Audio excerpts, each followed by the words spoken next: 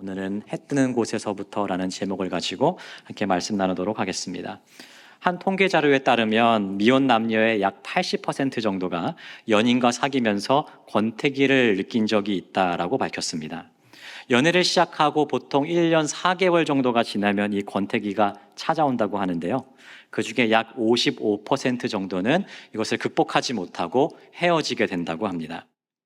이 설문에서는 권태기의 주요 증상에 대해서도 조사를 했는데요.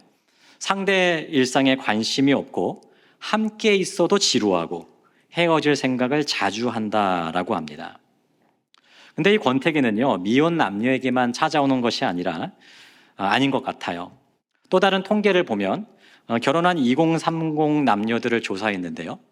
5명 중에 3명이 부부 권태기를 겪는다고 합니다. 그러니까 이런 통계를 종합해 보면 처음에는 아무리 뜨겁고 강렬한 사랑을 했던 관계라 할지라도 곧 상대에 대한 새로움이 사라지고 사랑이 식어버리게 되는 권태로운 감정이 생기게 되는 것을 알 수 있는 것이죠.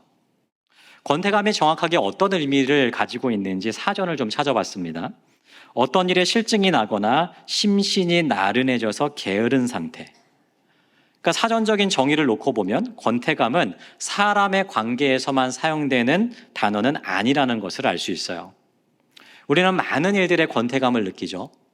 여러분들은 어떤 일들의 권태감과 무료함을 느끼시나요? 열정적으로 몰입하던 내 일에 실등을 느낄 수 있겠죠. 반복되는 일상에 무기력함을 느낄 수도 있고요. 그렇게 좋아해서 밤을 새도록 했던 그 취미 생활에도 실증을 느낄 때가 있습니다. 그뿐 아니죠. 두렵고 떨림으로 시작했던 이 교회 사역도 어느 순간부터는 부담스러워지고 짐스럽다라고 느껴질 때가 있습니다. 처음에는 너무나도 새롭고 두렵고 떨리고 기대되었던 그 대상에 대해서 더 이상 새로움이 없고 기대감이 사라질 때 우리는 권태로움을 느끼게 된다는 것이죠. 어떤 대상이든 권태감을 느끼게 되면 곧바로 나타나는 현상이 한 가지가 있습니다. 그것은 바로 그 대상에 대한 태도가 바뀌게 된다는 거예요. 처음에는 그 대상이 참 새롭죠. 기대가 있고 그래서 그 사람을 만날 때마다 즐거움과 기쁨이 가득해요. 그러다 보니까 그 사람을 어떻게 대하죠? 소중하게 대합니다. 하지만 상대방이 더 이상 새롭지 않고 실증이 나고 권태로울 때 우리는 더 이상 그 상대방을 소중하게 여기지를 않아요. 오히려 함부로 대하게 되죠. 근데 이런 마음은 비단 어떤 사람이나 어떤 일에만 국한된 것은 아닌 것 같아요. 우리는 심지어 하나님을 향해서도 이런 마음을 갖게 되기도 한다는 것이죠. 여러분 처음 하나님을 인격적으로 만나셨을 때를 한번 떠올려 보시죠. 여러분 그 마음이 어떠셨나요? 하나님을 처음 만났을 때 마음이 뜨겁죠. 그죠? 하나님 너무 좋고 사랑스럽고 그래서 그 누구보다 뜨겁게 하나님을 예배합니다. 하지만 문제는 하나님을 향해 가졌던 그 뜨거운 마음이 어느 순간부터 식어버릴 수가 있다는 것이에요. 하나님을 생각해도 아무런 감격이 없습니다. 감동이 없어요. 감사가 없습니다. 그래서 자연스럽게 우리의 예배의 열정도 식기 시작한다는 것이죠. 때로는 하나님을 섬기고 그분을 예배하는 것이 참 번거롭고 귀찮게 여겨지기도 합니다. 우리가 연약해서 누군가를 끝까지 사랑하지 못하는 그 권태로운 마음이 하나님을 향해서도 나타날 수 있다는 것이요. 이것이 우리가 가지고 있는 영적인 고민이자 문제라는 것입니다. 그런데 오늘 말씀에서도요, 우리와 똑같은 고민을 가지고 있는 한 무리의 사람들이 등장하죠. 바로 이스라엘 백성들이에요. 오늘 말씀을 보면요, 하나님은 이스라엘 백성을 향해서 꾸중을 하고 계십니다. 너희가 지금 나를 멸시하고 있는 것이 아니냐. 너희가 지금 나를 업신 여기고 모욕하고 경멸하고 있는 것이 아니냐는 것이에요. 여러분 만약에 우리가 하나님으로부터 이런 꾸중을 받는다면 여러분 우리 어떻게 반응할까요? 바로 꼬리 내리는 거죠. 깨갱하면서 바로 꼬리를 내리게 될 텐데 이스라엘 백성들은 전혀 그렇게 반응하지를 않았습니다. 6절 하반절 같이 읽어보겠습니다. 너희는 이르기를 우리가 어떻게 주의 이름을 멸시하였나이까 하는도다. 자, 여러분 이게 무슨 뜻일까요? 우리가 언제 하나님을 멸시했습니까? 라는 뜻이에요. 하나님의 꾸중에 이스라엘이 지금 항변하고 있는 거죠. 아니 하나님, 우리가 언제 하나님을 경멸했다고 그러십니까? 우리 하나님 앞에 할 거 다 하고 있습니다. 우리 예배도 잘 드리고 제사도 잘 드리고 있고 제물도 드리고 할 도리 다 하고 있는데 하나님, 우리가 언제 하나님을 없이 여겼습니까? 반항하듯 따지고 있는 거예요. 그렇다면 지금 하나님 잘하고 있는 이스라엘 억울하게 생트집 잡고 있는 것입니까? 그렇지 않다는 거죠. 여러분, 이스라엘이 가지고 있었던 문제가 무엇이에요? 재밌게도 그들이 하나님 앞에 규칙적으로 드리던 그 제사의 문제가 있었어요. 7절을 보시면 이스라엘이 하나님께 떡을 바칠 때 어떤 떡을 바쳤다고 되어 있죠? 더러운 떡을 드리고 있다고 얘기해요. 이 더러운 떡이 정확하게 무슨 의미인지는 알 수는 없지만 정상적인 음식이 아니라는 것점은 우리가 추측해 볼 수 있겠죠. 아마도 썩고 곰팡이 핀 떡을 드렸던 것 같습니다. 제물로 드렸던 짐승은 또 어떻습니까? 우리 8절 같이 읽어보겠습니다. 만군의 여호와가 이르노라, 너희가 눈먼 희생 제물을 바치는 것이 어찌 악하지 아니하며 저는 것 병든 것을 드리는 것이 어찌 악하지 아니하냐. 이제 그것을 너희 총독에게 드려보라. 그가 너를 기뻐하겠으며 너를 받아주겠느냐. 그들이 하나님 앞에 바치는 제물들이 하나같이 다리를 절거나 눈이 멀거나 병든 것을 바친다는 거예요. 제대로 된 제물이 하나도 없었다는 겁니다. 외적인 문제뿐만이 아니었어요. 이들은 제사를 드리는 그 마음과 중심에도 아주 큰 문제를 가지고 있었습니다. 13절을 보시면 이렇게 안 좋은 제물을 하나님께 바치면서도 마음에 이 일이 얼마나 번거롭냐 코웃음 치면서 그렇게 하나님 앞에 제사를 드렸다는 거예요. 매번 규칙적으로 제사는 드렸죠. 하지만 매번 똑같이 드리는 제사인데 아무러면 어떠냐, 그거 좀 대충 해도 돼, 이런 마음으로 아무런 중심 없이 마음이 담기지 않는 그런 제사를 하나님 앞에 드렸다는 것이죠. 여러분, 이들이 왜 이렇게 됐을까요? 물론 처음부터 이러지는 않았겠죠. 왜 이렇게 됐을까요? 서론에서 말씀드린 이유 때문이에요. 그들은 하나님을 향한 사랑이 다 식어져 있었어요. 말 그대로 권태감을 느끼고 있었습니다. 그런데 왜 이런 권태감을 느끼게 됐을까요? 이스라엘 백성이? 그들의 마음속에 하나님을 향한 불평이 가득 차 있었기 때문이에요. 오늘 말씀은 이스라엘이 포로 생활을 마치고 고향으로 돌아온 그 이후 이야기를 담고 있거든요. 그들이 고향으로 돌아온 후에 가장 먼저 한 일이 뭔지 아세요? 성전을 재건했습니다. 무너져 있던 성전을 가장 먼저 재건했어요. 이 예루살렘이 황폐화되어 있었거든요. 어느 것 하나 제대로 서 있는 것이 없었습니다. 여러분, 그런 상황에서 성전을 짓는다는 것은요, 말 그대로 맨 땅에 헤딩을 하는 것처럼 어려운 일이었어요. 그런데 갖은 고생을 다해가며 성전을 재건하고 나니까요, 그들의 마음속에 한 가지 기대감이 생겼습니다. 아, 하나님이 우리 민족을 다시 회복시켜 주시겠구나. 하나님이 이스라엘 나라를 다시 회복시켜 주시겠구나라는 기대로 가득했어요. 이제 불행 끝, 행복 시작이라는 것이죠. 그런데 점점 시간이 지나고 보니까요, 자신들의 현실, 자신들이 기대하는 일들이 전혀 벌어지지 않는 것처럼 느껴지는 겁니다. 여전히 자신들은 독립하지 못하고 페르시아의 지배를 받고 있었어요. 우리 민족 이스라엘이 강해지는 것이 아니라 오히려 주변의 다른 민족들이 더욱더 강성해지고 강성해지는 나라들이 마구마구 일어나는 것처럼 보였습니다. 그렇게 바라던 하나님의 나라의 회복도 일어나지를 않는 거예요. 시간이 가면 갈수록 자신들은 더욱더 가난해져만 갔고요, 궁핍해졌고 삶은 팍팍해져만 갔습니다. 매일같이 성전에서 제사를 드려도 그들의 삶에 아무런 변화도 생겨나지 않는 것 같다는 것이죠. 그러니 그들에게 불평불만이 하늘 꼭대기까지 차오르게 된 것입니다. 하나님 도대체 지금 뭐 하시냐 도대체. 하나님 왜 약속을 어기시냐. 하나님을 잘 섬겨도 똑같고 아니어도 똑같다면 우리가 제사를 잘 드려봤자 뭐 하겠느냐. 그러니 그들의 제사는 점점 더 형식적으로 바뀌어져 갈 수밖에 없었다는 것이죠. 사랑하는 여러분, 이스라엘이 하나님께 드렸던 이 제사를 지금 우리의 삶으로 적용해 보면 무엇으로 바꿔볼 수 있을까요? 예, 맞습니다. 예배로 바꿔볼 수 있겠죠. 예배. 아마도 우리 중에서는요, 뭐 이런 식으로 예배 드리시는 분은 없을 거예요. 여러분 예배 지금 잘 드리고 계시잖아요, 그죠? 잘 드리고 계신 것 같아요, 제가 봐도. 예.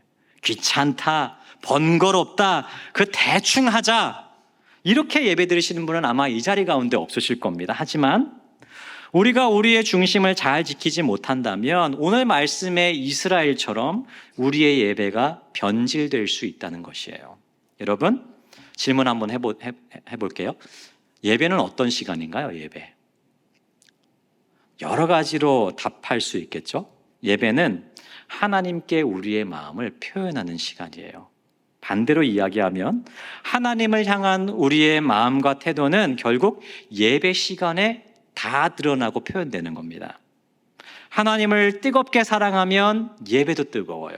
하지만 하나님을 향한 마음이 다 식어져 있다면 우리의 예배도 식어져 버립니다. 예배에 매주 나오기는 하죠. 찬양도 하고 기도도 하고 헌금도 하고 다 합니다. 하지만 아무런 중심도 담기지 않은 형식적인 종교 생활로서의 예배를 드리게 될 수 있다는 것이에요. 물론 이런 모습이 잘못된 것은 알지만 우리도 예배에 대한 고민이 있어요. 어떤 고민입니까? 이스라엘 백성이 가지고 있었던 것과 똑같은 고민이에요. 매주 규칙적으로 예배를 드리죠. 아니, 매주가 무슨 말입니까? 주중에 예배가 얼마나 많아요? 우리가 매주 매일 때로는 하루에 몇 번씩 예배를 드려도 어떻습니까? 때로는 이스라엘이 느꼈던 회의감이 드는 순간들이 찾아온다는 거죠. 막 예배를 드리면 막 실제로 하나님 막 이 자리에 계신 것 같고 세상에서 느낄 수 없는 감격과 감동을 막 느낄 수 있었으면 좋겠다, 그런 기대가 우리 안에 있어요. 예배를 마치고 세상에 딱 나서는 순간 풀리지 않은 일들이 술술 풀리고 인생의 막 대반전, 대역전들이 막 일어나야만 되는 것 같아요. 하지만 그런 일들은 잘 일어나지 않죠. 예배를 매주 드리나 안 드리나 우리의 삶에 별다른 변화가 없는 것 같아요. 그러니 때로는 우리도 이스라엘처럼 하나님에 대한 기대가 사라지고 예배에 대한 열정이 식어버렸다고 변명할 수 있을 겁니다. 근데 여러분, 이러한 우리의 예배의 태도에 대해서 우리 하나님 어떻게 반응하십니까? 우리 9절 10절 말씀 함께 읽어보겠습니다. 너희가 이같이 행하였으니 내가 너희 중 하나인들 받겠느냐? 만군의 여호와가 이르노라. 너희가 내 제단 위에 헛되이 불사르지 못하게 하기 위하여 너희 중에 성전 문을 닫을 자가 있었으면 좋겠도다. 내가 너희를 기뻐하지 아니하며 너희가 손으로 드리는 것을 받지도 아니하니라. 하나님 매우 기분 나빠하시면서 내가 너희의 제사를 받지 않겠다. 나를 이제 그만 경멸해라. 이런 식이라면 차라리 누군가가 이 성전문을 닫아버렸으면 좋겠다라고 말씀하세요. 만약에 우리가 마음이 다 식어버린 채로 중심 없는 형식적인 예배를 주님 앞에 드린다면 하나님은 우리의 예배도 이와 같은 마음으로 보고 계실 수 있다라는 것이에요.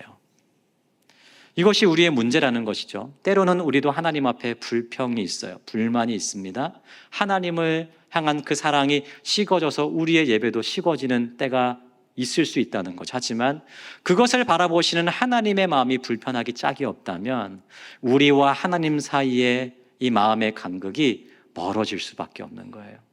예배가 회복될 수 있는 그 기미가 보이지 않게 되는 겁니다. 그러면 그렇다면 하나님과 이 어색한 관계를 계속 이어가야 되느냐? 그렇지 않다라고 하는 것이죠. 문제가 있다면 당연히 고쳐야 되는 것이죠. 하나님, 우리를 그냥 그렇게 내버려 두지 않으시고 오늘 말씀을 통해서 우리에게 세 가지의 처방전을 주고 계세요. 첫째는 예배드리는 자신이 지금 어떠한지를 돌아볼 수 있는 영적인 시각이 필요하다는 겁니다. 하나님께서 말라기 선지자를 통해서 너희가 나를 멸시하고 있다라고 말씀하셨을 때 이스라엘의 반응이 어떠했습니까? 우리가 언제 하나님을 멸시했습니까? 당당하게 반문했어요. 스스로를 돌아볼 수 있는 눈과 기준이 하나도 없었던 거예요. 하나님을 향한 자신들의 마음, 예배의 자세, 태도에 전혀 문제가 없다라고 여겼습니다. 본인들의 문제가 무엇인지를 깨닫지 못했던 거죠. 여러분, 예배가 회복되는 시점은 아주 분명해요. 본인들의 문제가 무엇인지를 정확하게 깨닫는 그 순간부터 예배 회복은 시작됩니다. 우리가 질병에 걸렸을 때요, 언제부터 이 질병이 회복되기 시작하죠? 의사가 당신은 이런 병에 걸리셨군요 라고 진단하는 순간부터 우리의 병은 회복되기 시작하는 거예요. 마찬가지입니다. 지금 예배를 드리는 나의 마음에 대한 이 진단, 이 점검이 우리 가운데 계속적으로 필요하다는 거예요. 지금 내가 하나님 앞에 예배를 드리고 있는데 과연 내 중심은 어떠한가? 지금 나의 예배는 올바른가? 혹시 내가 드리는 이 예배에 뭔가 문제가 있지는 않은가 돌이켜보는 것으로 시작해야 된다는 거예요. 이런 관점에서 저도 저의 예배를 한번 돌아봤습니다. 여러분, 예배를 가장 많이 드리지만 그렇기 때문에 가장 타성에 젖기 쉬운 사람이 누굴까요? 저라는 거 아닙니다. 네네. 그러니까 저 같은 사역자들 아니겠어요, 그죠? 매주, 아니 거의 매일 예배를 드리다 보면 이게 어느 순간부터 너무 당연해지잖아요. 그러다 보면 어느덧 타성해졌고 무뎌지고 권태로움에 빠지기 쉽습니다. 여러분, 제가 그렇게 되지 않기 위해서라면 어떻게 해야 될까요? 타성에 젖으려는 저 자신과 싸우지 않으면 안 돼요. 저 스스로 예배 태도를 돌아보지 않으면 안 됩니다. 누가 저한테 얘기해 주지를 않아요. 제가 이 설교를 준비하면서 계속 고민했던 게 뭔지 아세요, 여러분? 우리 교회 성도님들 예배 멀쩡히 잘 드리고 계시는데 내가 괜히 이런 설교하는 거 아닌가? 이런 생각이 자꾸 들어가지고 좀 고민스러웠어요, 제가. 근데 여러분, 돌다리도 두들겨보고 건너야죠. 하나님께서 오늘 우리에게 이 말씀을 주셨다면 지금 우리도 나의 예배가 어떠한지를 점검해 봐야 됩니다. 매주 규칙적으로 예배 드리지만 혹 내가 중심 없는 예배, 형식적인 예배로 억지로 타성에 젖어서 나와야 되니까 그렇게 예배로 나아오고 있는 것은 아닌가. 지금 내가 하나님 앞에 바뀌어야 되는 것이 있다면 과연 그것은 어떤 것인가 점검하고 살폈을 때 예배가 회복되는 전환점을 맞이하게 될 줄 믿습니다. 두 번째로 우리는 우리의 삶의 이면에서 역사하시고 일하시는 하나님을 볼 수 있어야 돼요. 여러분, 이스라엘이 하나님 앞에 대충 제사를 드렸던 이유가 뭐라고 말씀드렸죠? 예배를 아무리 열심히 드려도 자신들의 삶에 아무런 변화가 없다고 느껴졌기 때문이에요. 가지고 있는 문제가 하나도 해결 안 된다, 이렇게 생각되었기 때문입니다. 하나님 열심히 섬겨봤자 득될 것이 뭐냐? 하나님 약속도 안 지키시는데 내가 하나님 잘 섬겨야 될 이유가 뭐냐? 차라리 우리를 통치하는 총독한테 내가 잘하고 말지. 이런 마음이 그들의 심령 가운데 있었다는 거예요. 하지만 여러분, 이런 마음은요, 아주 큰 착각이었습니다. 우리는 실제 내 삶을 움직이는 것이 세상의 권력 잡은 자들이라고 생각하기 쉽죠. 그죠? 여러분, 세상에 권력 잡은 자 누가 있습니까? 우리 회사의 상사가 될 수도 있고요, 사장이 될 수도 있고, 거래처, 우리 가게에 찾아오는 고객들, 세상을 다스리는 위정자, 권력자, 이런 사람들이 우리의 삶을 움직이고 좌지우지하는 것이라고 생각하기가 쉽습니다. 하지만 여러분, 우리의 인생을 좌지우지하고 움직일 수 있는 분이 누구예요? 내 직장 상사입니까? 사장입니까? 위정자입니까? 권력자입니까? 그렇지 않다는 거예요. 우리의 삶을 실제로 쥐고 있는 분은 사람이 아니라 만군의 여호와 하나님이신 줄 믿습니다. 그러므로 우리의 모든 것은 주인 되시고 아버지 되신 하나님께 달려 있는 거예요. 이 확신이 흐려지게 되면 예배의 정신과 열정도 흐려지게 되는 거죠. 11절 말씀 함께 읽어보겠습니다. 만군의 여호와가 이르노라, 해 뜨는 곳에서부터 해 지는 곳까지의 이방 민족 중에서 내 이름이 크게 될 것이라. 각 처에서 내 이름을 위하여 분향하며 깨끗한 제물을 드리리니 이는 내 이름이 이방 민족 중에서 크게 될 것임이니라. 이 말씀이 이야기하고 있는 게 뭐예요? 이스라엘 백성들은 자신의 인생과 삶 속에 하나님께서 전혀 간섭하시지 않는다고 생각했어요.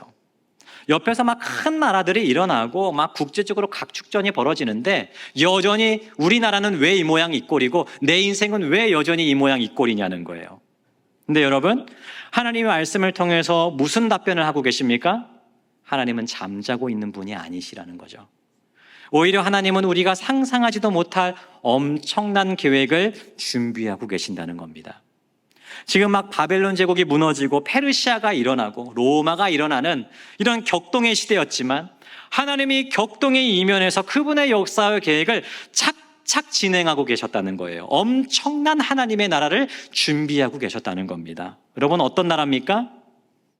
예수님이 이 땅에 오시고 복음의 시대가 오면 하나님의 나라는 더 이상 이 작은 유대 땅에 갇혀 있지 않는다는 거예요. 전 열방이 하나님 앞에 굴복하고 돌아오는 놀라운 역사가 일어나게 된다는 것이죠.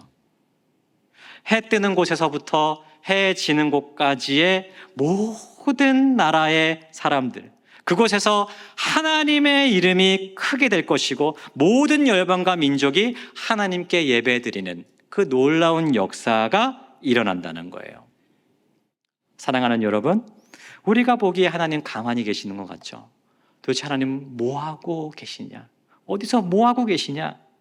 우리가 아무리 하나님을 열심히 섬기고 예배해도 우리의 인생 가운데 변하는 것 하나 없어 보입니다. 하지만 여러분, 아니라는 것입니다. 절대 아니라는 거예요. 하나님은 지금도 일하고 계신다는 거죠.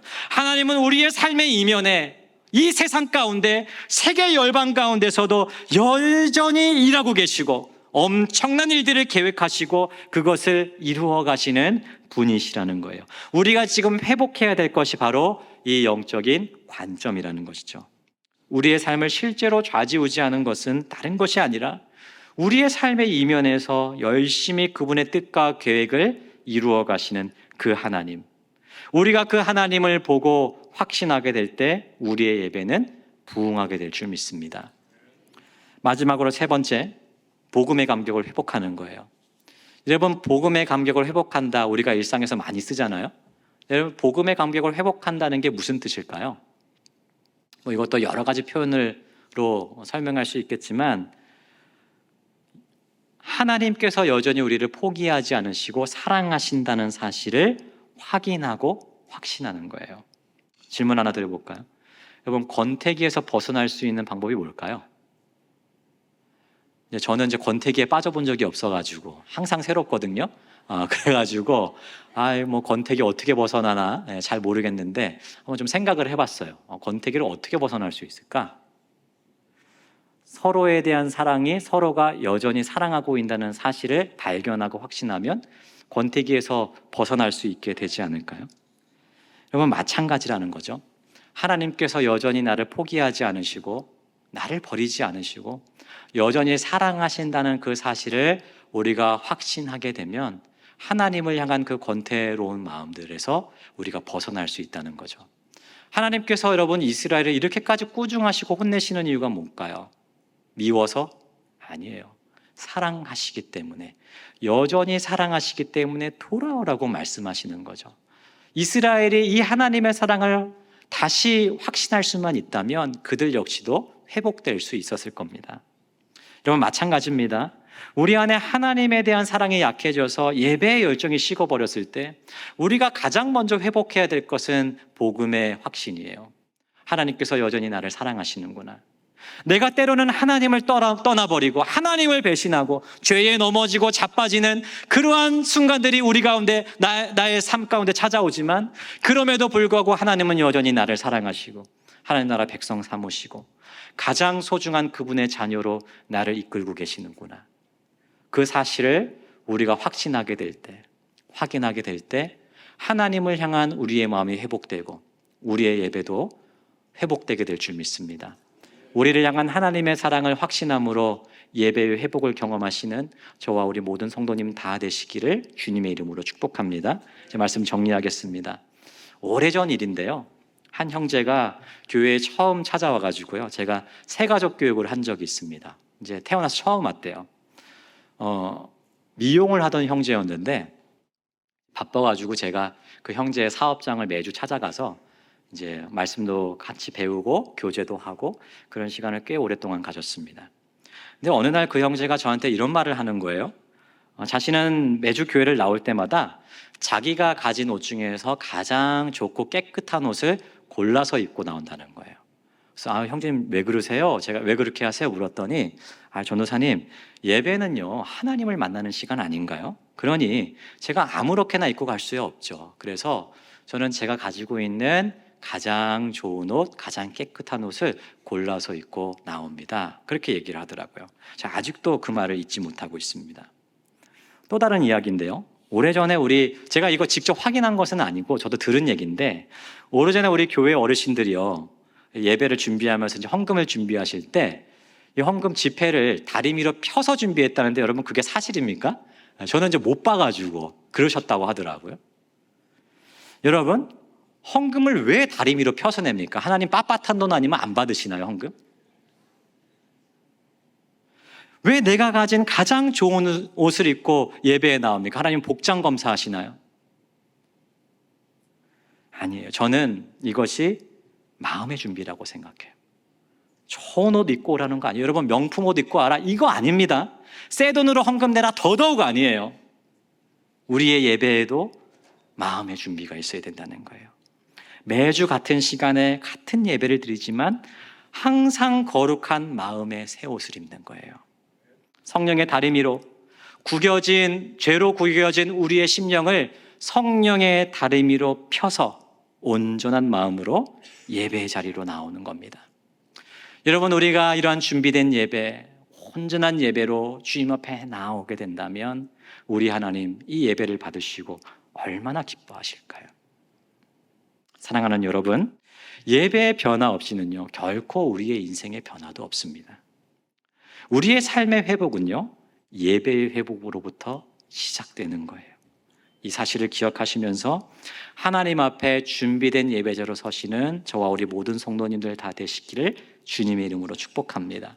하나님의 임재와 역사가 가득한 예배, 마음을 다한 예배, 중심을 다한 예배, 하나님께서 기뻐하시는 복된 예배로 나아감으로 정말 하나님께서 우리의 예배를 통해 참된 영광을 받으시는 복된 역사가 있게 되기를 주님의 이름으로 축복합니다.